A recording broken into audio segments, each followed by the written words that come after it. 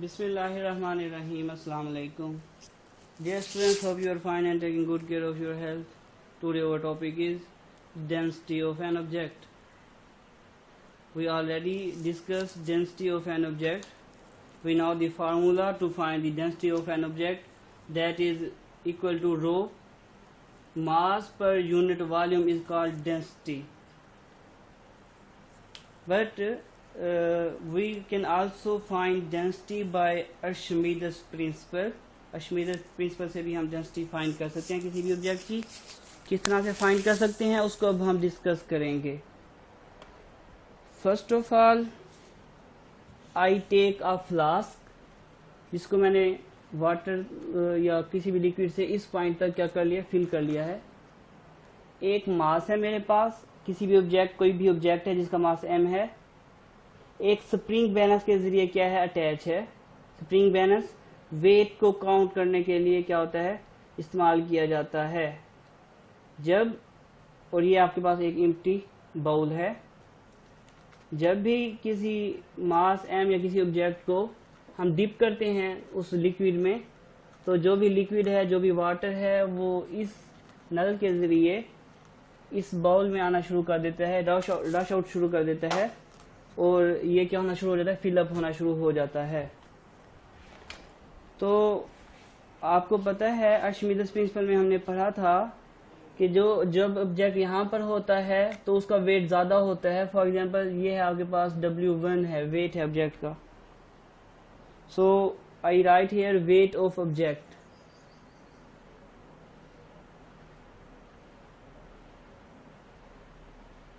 That is equal to W1, weight 1. लेकिन जब हम किसी भी वेट को, किसी भी मास को लिक्विड के अंदर डालते हैं तो उसका जो वेट है वो क्या हो जाता है, कम हो जाता है. तो सबसे पहले तो ये समझने की जरूरत है कि वेट क्या होता है. किसी भी ऑब्जेक्ट को अर्थ अपनी तरफ, जमीन की तरफ, जो अर्थ है वो अपनी तरफ ग्रेविटेशनल फोर्स से, जिस फोर्स से उसे अपनी तरफ अट्रैक्ट करती है वो हमारे पास वेट कहलाता है. वो फोर्स जिससे अर्थ किसी भी ऑब्जेक्ट को अपनी तरफ क्या करती है, अट्रैक्ट करती है, वो हमारे पास क्या कहलाता है, वेट कहलाता है.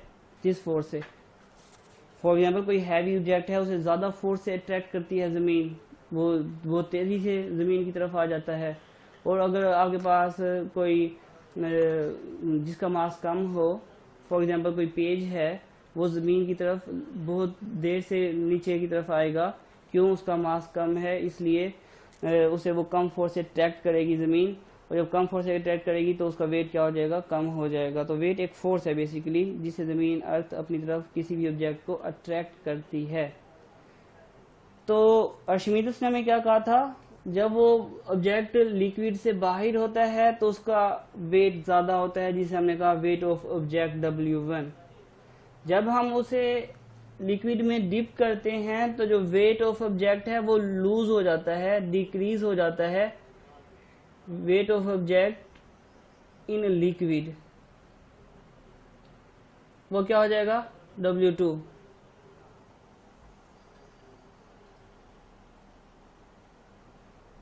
तो हमारे पास W2 इसलिए क्यों का है, क्योंकि उसका जो वेट है वो डिक्रीज कर जाता है. क्यों डिक्रीज करता है, क्योंकि उसके ऊपर एक अपवर्ड फोर्स एक्ट करती है, जिसे हमने प्रीवियस लेक्चर में डिस्कस किया था.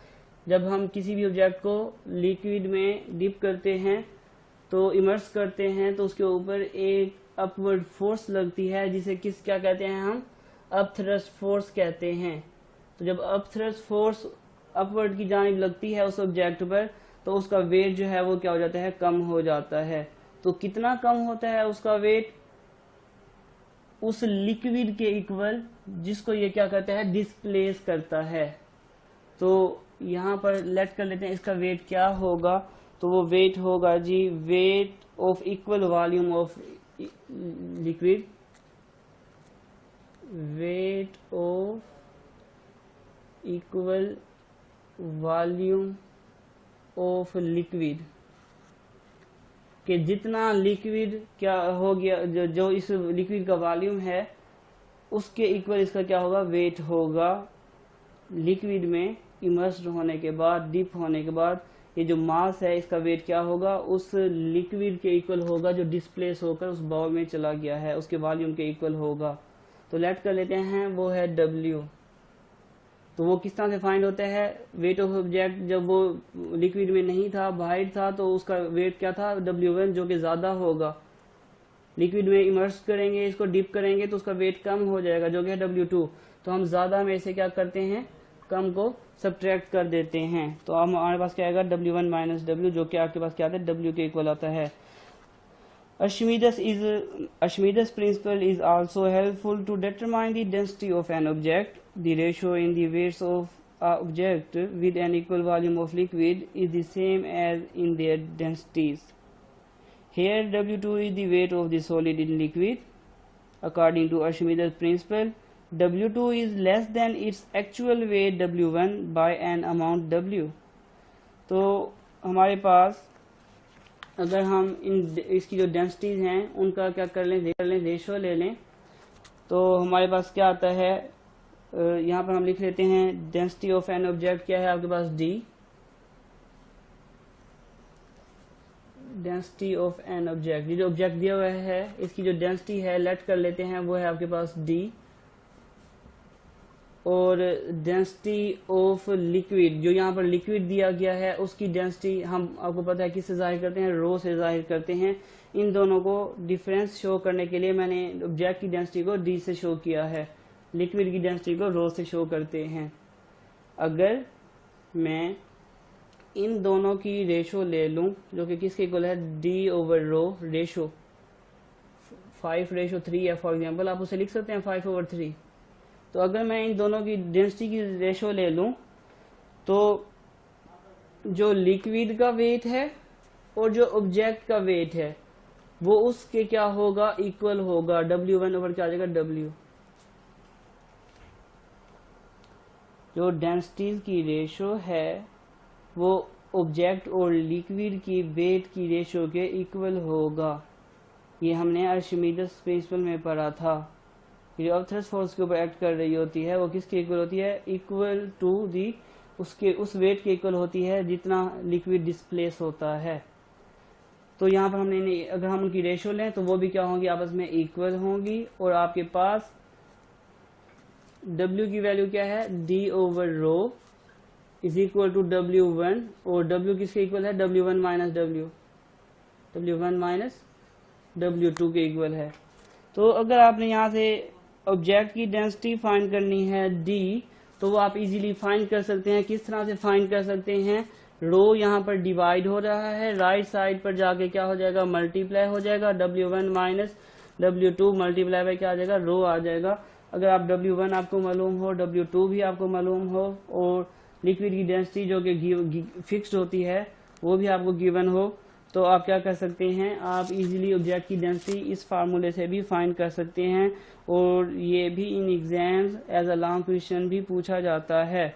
दस finding the weight of the liquid in air, W1 जो सॉलिड का वेट है हवा में फाइंड करने के बाद जो कि W1 है, and its weight in water, और हम जब वाटर में जाएगा तो इसका जो वेट है वो हम स्प्रिंग बैलेंस से क्या कर सकते हैं, फाइंड कर सकते हैं, जो कि W2 होगा। तो W1 W2 की वैल्यू हम इजीली फाइंड कर सकते हैं। We can calculate the density of the solid by using equation, this equation, ये जो इक्वेशन मैंने यहाँ पर दी हुई है इसको यूज करते हुए आप डेंसिटी फाइंड कर सकते हैं।